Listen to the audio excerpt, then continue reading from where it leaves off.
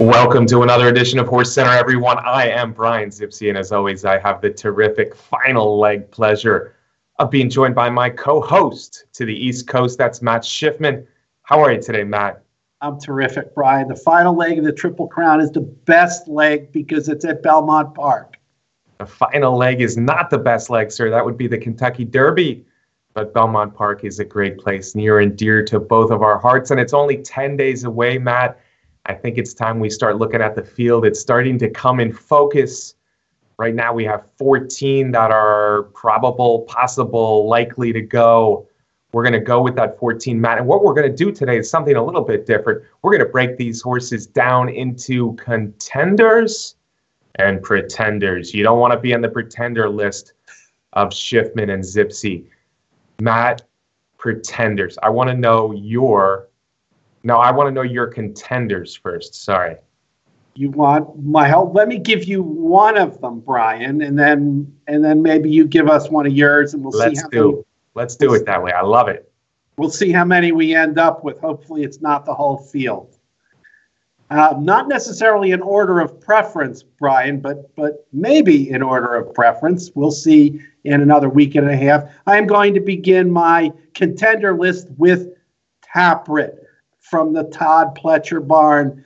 Tapwrit was a horse who had a lot of trouble in the Kentucky Derby, probably not written about and talked about as much as some other horses, but he had a really bad trip from right out of the gate, multiple times early on, and down the back stretch he was roughed up and made a really nice run to finish in 6th place.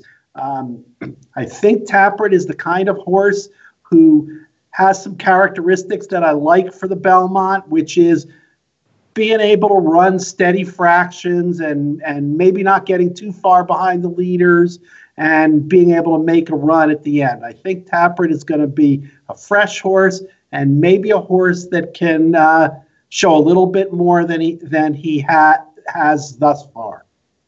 Yeah, Tapwrit looked really good down in Tampa. He disappointed, of course, in Keeneland, in the Bluegrass at Keeneland, but his Derby was fine. He had some trouble. He loomed. He didn't really finish too strong, but he was a solid 6th. And with the trouble, solid performance for sure. He was more on the inside, so he did save some ground down the final turn and into the stretch. Decent race in the Derby. Matt, I'm with you. One thing we've seen with Pletcher horses at Belmont, which of course is his home base, is that they run well in the Belmont. A lot of them run well in the Belmont after skipping the Preakness. So Tapwrit fits that profile really well. I think he's a contender as well, a la Palace Malice, who returned from a disappointing Derby to win the Belmont. Destin, of course, was 6th in last year's Derby, much like Tapwrit, and missed by the narrowest of margins last year. So Tapwrit fits that profile nicely for Pletcher. I like Tapwrit as well as a contender. So that's one horse that's going to go onto our contender list. Matt, we're going to have 3 lists. We're going to have contenders, we're going to have pretenders, and we're going to have split down the middle. I'm going to give you another one of my contenders right away. I like Senior Investment a little bit in the Belmont. Senior Investment seems to be getting better and better. He was a little bit of an in and outer early on, but the Son of Discreetly Mine is a real good-looking horse. I like the fact that Kenny McPeak is a trainer that gets horses ready for distance races, 1.25 miles, 1.5 miles. And Senior Investment, if you look at the Preakness, if you really look at the Preakness, of all the horses that were rallying, Senior Investment to me was clearly best. He started his rally a little bit too late, but he was widest of all, and he was certainly running best at the end. He seems like a progressive horse that is moving in the right direction for the Belmont. I don't like stone cold closers generally in the Belmont as a rule to win the race, but I think Senior Investment, big Preakness, getting better, Kenny McPeak, he's a contender for me. Senior Investment is not a contender for me. Senior Investment is on my pretender list. I agree, Brian. He did run a very, very nice race in the Preakness, but I don't know. I just don't see him getting much better than that. And the added distance, and like you said, I don't like deep closers. Deep closers people maybe think, oh, it's a mile and a half. I need a horse that comes from way behind. Well, you know what, folks? That generally is not the case. Really, since 2000, only a couple of deep closers have won the Belmont. That would be Jazzle and Creator last year. So those things together, he doesn't quite make it to my contenders. Okay, so we'll put him in the split decision list, Matt. How about another contender for you? Another contender for me is Irish War Cry. Yes, folks, there's a lot of question marks with Irish War Cry. Which Irish War Cry is going to show up? Well, Brian, I think if the good Irish War Cry shows up, he's got the perfect running style for the Belmont. Forwardly placed, can cruise around the track, in contention all the way, and he could just keep going. He ran well on the New York tracks before. Maybe that's all he needs to get back going again. Graham Motion initially was not thinking about running in the Belmont, but he's been doing so well that they changed their plans from heading straight to the Haskell to taking a shot at the Belmont. I think if the good Irish War Cry shows up, he could be very dangerous. Yeah, Matt, I agree. This will be the second horse on our contenders list. It's Irish War Cry. We're still not 100% sure that the son of two-time Horse of the Year, Curlin, is going to run. But on class alone, Matt, he fits very well into this field. He's one of the two most classy horses in the race, in my eyes, right there with Classic Empire. Irish War Cry was terrific in the Holy Bull. He was terrific in the Wood Memorial. I, like you, like the fact that he's back in the Northeast. I think the Belmont would be a good track for him. I am a little concerned that there are several horses in this race, of the 14 probables anyway, that do like to be on or near the lead. In no way am I suggesting a fast pace, but it could be a situation where there are several close to the lead. And that does hurt their chances just a little bit. Still, I think Irish War Cry is a big threat. Obviously, he's doing really well if Motion is going to decide to run here. Graham Motion is certainly a trainer that can get horses ready for the distance. So Irish War Cry, we agree, is a contender. I have a feeling the next horse I'm going to mention, Matt, is another one we will agree on, and that's Classic Empire. He is the legitimate class of the race, 2-year-old champion. People, negative naysayers have said, well, he didn't win the Derby or the Preakness, but just look at the races, folks. He ran very big races in both, as he did in the Arkansas Derby. Kentucky, he had a bad trip and was a good fourth. And the Preakness, I thought he did a lot of dirty work, running the Derby winner into the ground, opening up in mid-stretch before succumbing late to the talented, fresh Cloud Computing. So Classic Empire, it'll be his fourth tough race in 8 weeks. But just on class alone, everything he's done over his entire career, you have to consider Classic Empire a deserving favorite and horse to beat. I agree, Brian, and that's what I was going to lead with. No question that Classic Empire is the horse to beat. However, Brian, I did a little research before the show, and, it is very tough for horses to run in all 3 jewels of the Triple Crown and end up with a win in the Belmont Stakes. It has not happened in a long time, except for American Pharaoh, of course, and he was exceptional. But besides that, you got to go back a bunch of years to find a horse that ran in all 3 jewels and won the Belmont. Yes, he's a contender. Yes, he's going to be an influence in the race, but like you wrote about in one of your recent articles, the Belmont has not been kind to favorites, of course, except for American Pharaoh. And honestly, I expect the same thing to happen here in the Belmont Stakes. Yeah, Classic Empire will have to work to win this one. He'll have to be the good Classic Empire. 10 of the last 11 favorites have lost the Belmont. And yeah, you do have to go back a few years, other than American Pharaoh, to horses like Point Given, a Fleet Alex, not too long ago. But they won the Belmont on class, and I think Classic Empire certainly can do that. All right, Matt, so that's their third contender, Classic Empire, Irish War Cry, Tapwrit. We agree on those 3. Give me another one of your contenders. Another one of my contenders is Lookin At Lee, out of respect, again, for a horse that brings his game every single race. Do I think he's going to win the Belmont? No, I really don't, Brian. But I think he's a contender to be a factor in the exacta or in the trifecta or in the superfecta. And we need to think about that, considering the fact that we're looking at a very large Belmont field. His trainer, Steve Asmussen, I think, is hoping for some similar things to happen as happened with Creator last year. He's switching to the same rider. He's maybe looking for the same kind of running style here. But in my eyes, these are not the same kind of horses, Lookin At Lee and Creator. But lots of respect for what Lookin At Lee has done on the Derby Trail and in Derby and the Preakness. All right, Matt, I'm gonna throw a change up on you here. I have Lookin At Lee in my pretenders list.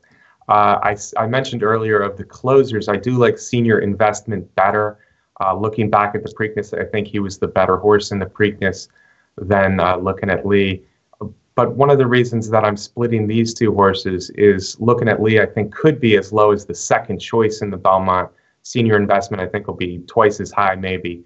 So of the two, I certainly like Senior Investment better, especially from a betting standpoint. So for that reason, and everything you said about Senior Investment, it's tough for Stone Cold closers to win. You also said it's tough to run in all three legs of the Triple Crown and run your best at Belmont. So for the odds, and considering my chances of what I think his chances of winning, I'm going to put Lookin At Lee in the pretender list, which makes Lookin At Lee a split decision. Matt, I'm going to give you another one of my contenders, and that is the speedy, talented horse coming from overseas, and that's Epicharis. Epicharis has run nothing but good races, Matt. He's got speed that you like for a race like the Belmont. We don't know how great this field is. We don't know how well they're going to be running the last quarter mile or 3 furlongs of the 12-furlong Belmont. So Epicharis, to me, has already proven that he's classy. He's got speed. He's already proven that he can go a distance. I think Epicharis makes a lot of sense in this spot. I like Epicharis as one of my top contenders. I guess this is another split decision, Brian. I have Epicharis in my pretender list. I just can't go with these horses coming over from Japan, coming out of the UAE Derby. So one of them's going to have to show me that they can win a race, a big race on the dirt over here. I just think that any dirt races that they've had in the past are just not on the same level as the kind of dirt racing that we have here. So I'm going to be a naysayer on these kind of horses until they produce. All right, so Epicharis joins a growing list of horses we have on the split decision. Do you have any more contenders, Matt? I do. I've got a couple more. I've got Twisted Tom on my contender list. Twisted Tom is going to be a good price.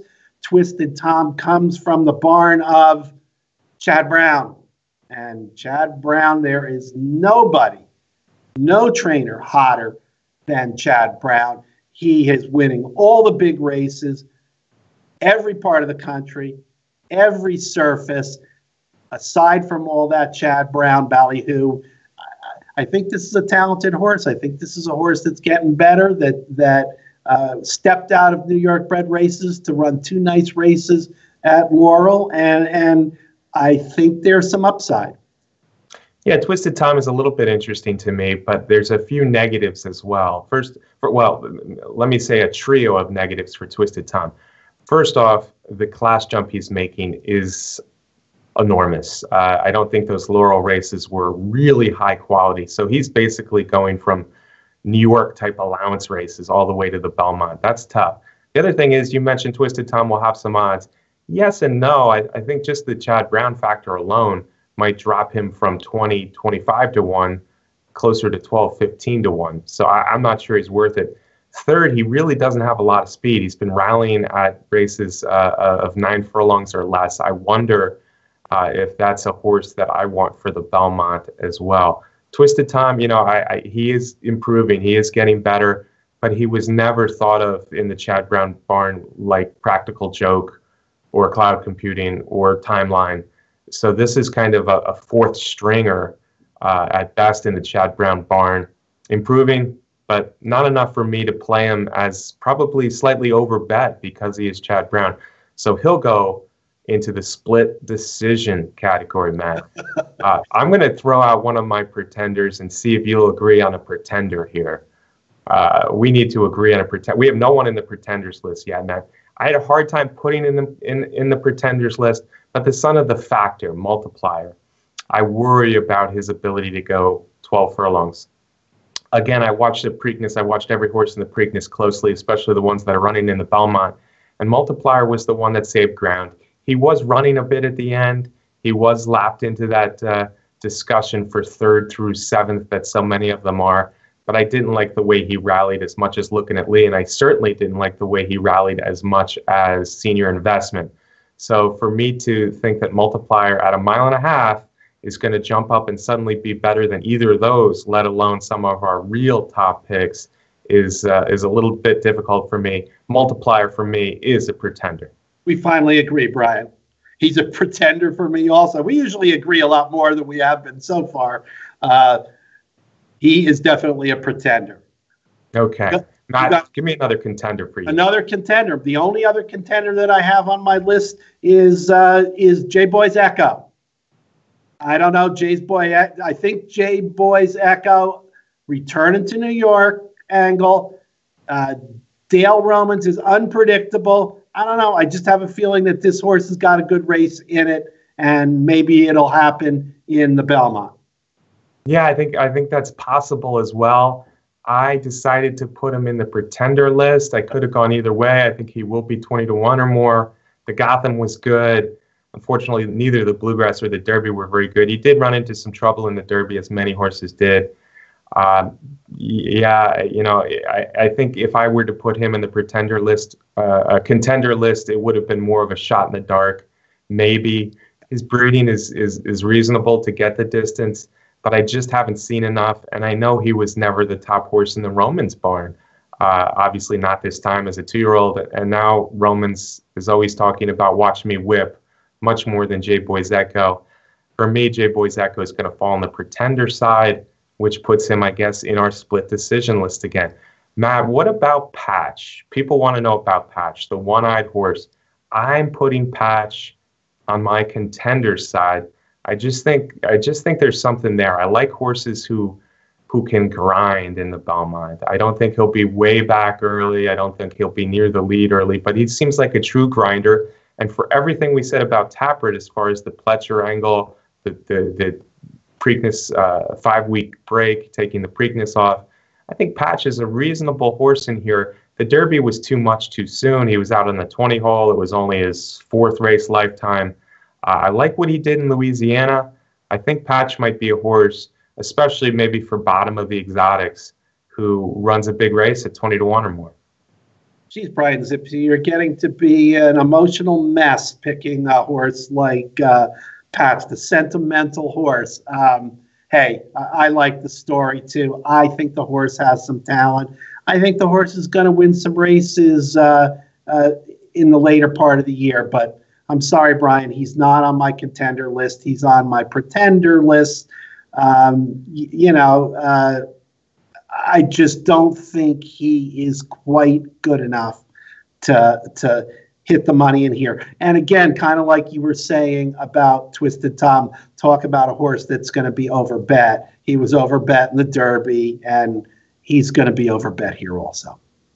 I don't know. I don't know if he'll get that same kind of sentimental money that happens in the Derby in the Belmont, because Belmont is more racing fans betting and bettors rather than so much once a year money that the Derby gets. So anyway, I think Patch might be a type of horse who can run a good race in the Derby. I think the same about Conquest Mo Money, Matt, the New York bred coming from New Mexico. If you look at the Preakness, and granted I did like him a little bit going into the Preakness, if you look at the Preakness, he really didn't break well. He was far outside, and he never really got into the race like he likes to do. I expect that to change in the Belmont. Still, in the Preakness, he never gave up and was in that scrum for 3rd, 4th, 5th, 6th, and 7th. Granted, he was 7th of the 5 horses in that scrum, but he didn't run a bad race in the Preakness, all things considered. He's a horse that loves to fight. He's a game horse. I like that in the Belmont, especially if there's no superstars in the Belmont. I could see Conquest Mo Money being near the lead the whole way and just not wanting to give it up. Like it seems like he's done every single race of his career. For those reasons, and again, I think he'll be 20-1 or more after the Preakness. I think he'll have really good odds. Conquest Mo Money for me is a contender. Pretender for me, Brian Zipsy. I got sucked in before the Preakness on Conquest Mo Money, and he just didn't. I don't completely agree with your assessment of his performance in there. I didn't like what I saw.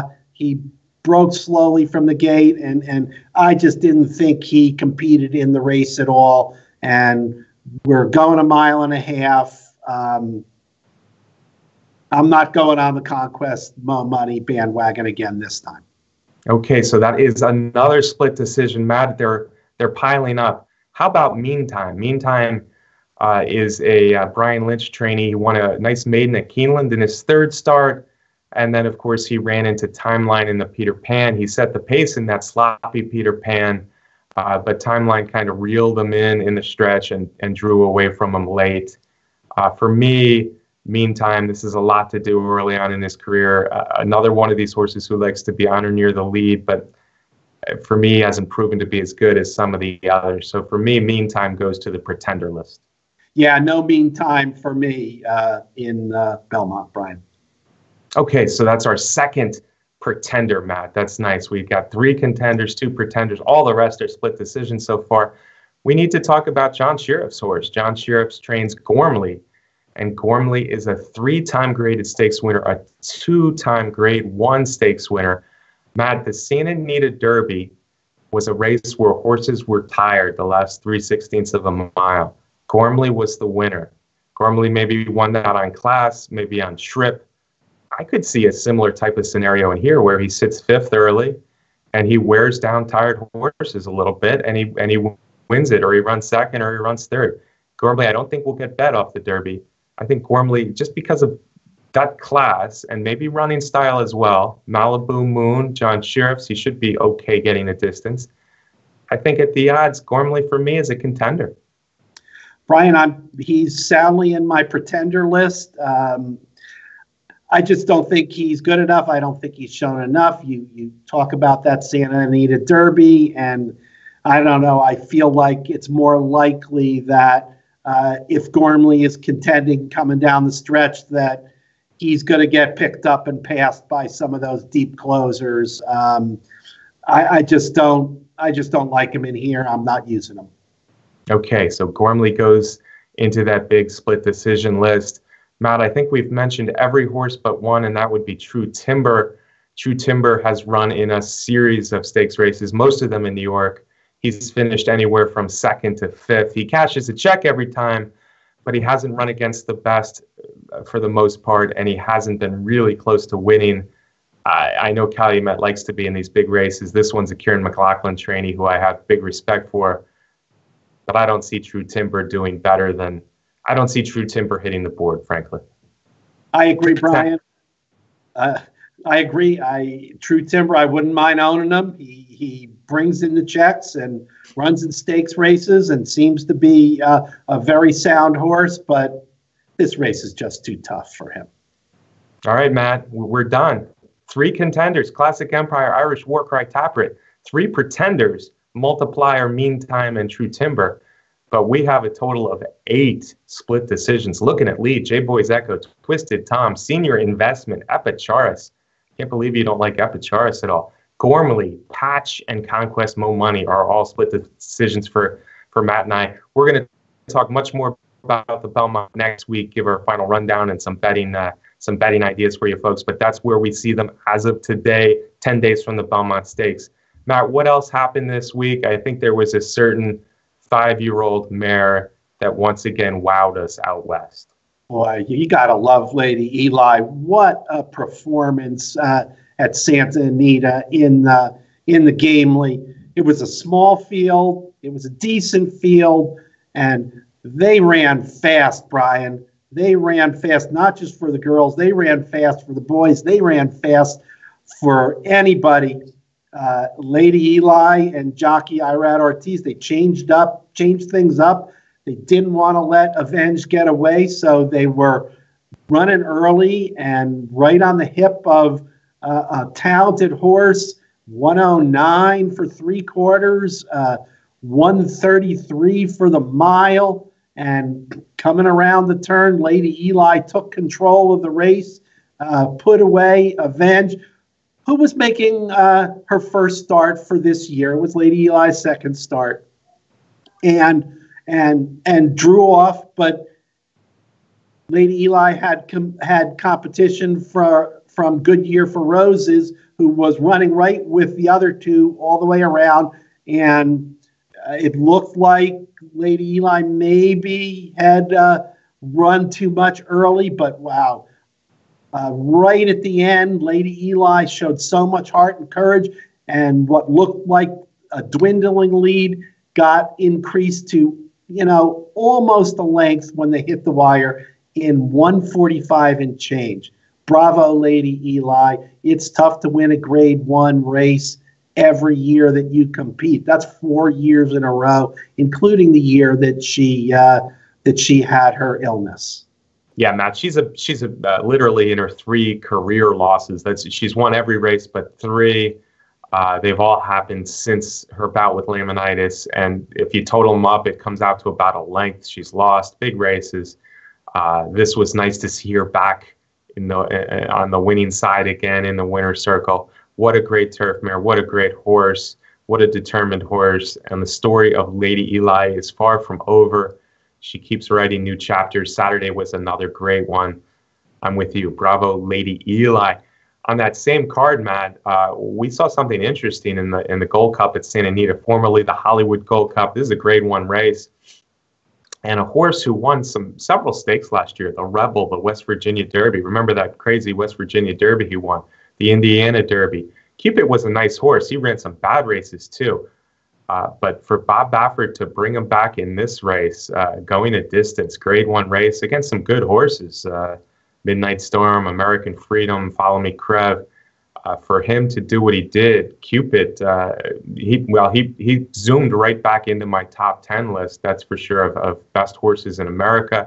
Impressive, obviously very talented. If he can put it all together, I think he's a real handicap horse to watch this year. I completely agree, Brian. A very impressive race from a talented horse who flashed that talent last year as a 3-year-old, a son of Tapwrit, and a terrific performance. With an asterisk. I mean, it seemed like that 1.25 miles, as big as Cupid ran, and he had plenty of run down the stretch. Most of that other field was a bit distance challenged in there, but I look forward to seeing what's next for Cupid. Yeah, Cupid is a talented horse. Again, let's emphasize that, Matt, because he really did flash talent in kind of an up and down 3-year-old season. He had about 8 months off. Bob Baffert, I guess he's the second best gray in the Bob Baffert barn, but he might be the second best older horse in the country. I'm not ready to put him quite there yet, but an interesting return performance, an excellent return performance for a very interesting horse who, if he can be consistent, is a horse to watch out for. Cupid, nice win in the Gold Cup at Santa Anita. Now we need to talk a little bit about Belmont Stakes Day. I know it's 10 days away, as we've already talked about, but we're looking at a big card, and of course, one of the highlights will be the return of the marvelous 4-year-old daughter of Medaglia d'Oro. I'm speaking of Jerry Hollendorfer, Fox Hill Farms, Songbird. I know, it just made what is one of the best cards in the country on any day, Belmont Stakes Day, even that much better when you get one of the highest marquee stars in thoroughbred racing, Songbird, making her return at Belmont Park in $750,000 Ogden Phipps. It's not going to be the easiest fields. There are good horses in there, but hey, Brian, this is Songbird we're talking about, and I fully expect her to flash her brilliance that we were so used to seeing last year coming down the stretch at Belmont Park. Yeah, this will be Songbird's first start at Belmont. She returns after a long layoff in a Grade 1, so that's nice. Her biggest competition for older fillies, of course, is Stellar Winds. She'll be running this week in the Beholder Mile in a nice little field. So I don't think it'll be the greatest test for Songbird. Anything less than a Songbird roll would be, frankly, disappointing. It's interesting to me that she's coming back this year. We always knew she would be, but in a way, it's almost like Zenyatta coming back after the Breeders' Cup Classic. Of course, Zenyatta had won more races than Songbird and was an older mare than Songbird. But Zenyatta, I never felt better about Zenyatta than I did after the unbelievably game race she ran to just miss Blame in the Breeders' Cup Classic for her first career loss. A lot could be said for Songbird. Very different filly. Of course, she's more of the speed type, as Zenyatta was a come-from-behind horse. But Songbird just so good in 11 straight wins. Clearly the best 2-year-old filly in the world. Clearly the best 3-year-old filly in the world. And then she ran that race against Beholder, which was just huge, epic. The best race of last year for me. Songbird was as game as can be. We can't wait to see Songbird back in the Grade 1 Ogden Phipps on Belmont Day. Matt, there's also the Met Mile, just a lot of big races this day. And I can't think of Belmont Stakes Day. It's going to be a while before I can think of Belmont Stakes Day without thinking. The Met Mile was always one of my favorite races, but I saw the best Met Mile performance ever. In fact, I was standing next to you up close there on the rail. And of course, one of my favorite horses of recent years. But let's give a tip of the hat to Frosted and the kind of race. He won 4 races of $1 million or more, but nothing quite like the Met Mile of last year, Matt. And of course, he's off to Darley America now as a son of Tapwrit. Should be a very popular young sire, but his Met Mile was something to see. Certainly was, Brian, and it was exciting, and it was particularly exciting to enjoy that race with you, my friend, at the racetrack. But we got Connect in Met Mile this year, a horse that you and I like a lot, and wouldn't surprise me if we see a very big performance from that one in the Met Mile. Well, he'll have some competition, Matt. If he can run 132 and change and win by 14 1/4 lengths, I'll be the first one to say, wow. Yeah, I do like Connect as well, Matt. You're right. Hard to imagine a Frosted type of performance, but if Connect beats that good field, because you got some fast horses who can really run a mile. If Connect can beat them, Connect will be another horse to really watch. That'll be just a big race on a huge card, one part of Belmont Stakes Day. We can't wait for that, Matt. June 10 at Belmont Park. For now, we're going to say goodbye, but we'll be back next week, especially to preview the Belmont Stakes and all those big races. Parting shots from you, my friend. Yeah, we certainly will, Brian. To spending time going over that card, you and I will have to put our heads together and figure out what we're going to do with all those split decision horses on our lists. And as always, I want to thank our great producer, Brett Workman, for everything he does for HorseCenter. Thanks to Brett Workman. Thanks to our sponsor, Derby Wars, the best contest site out there. Folks, don't forget to subscribe to the Horse Racing Nation YouTube channel. Don't forget to check in with Horse Racing Nation every single day for all the big news and all the doings as we move ever closer to the final leg of the Triple Crown. We'll see you next week right here on HorseCenter.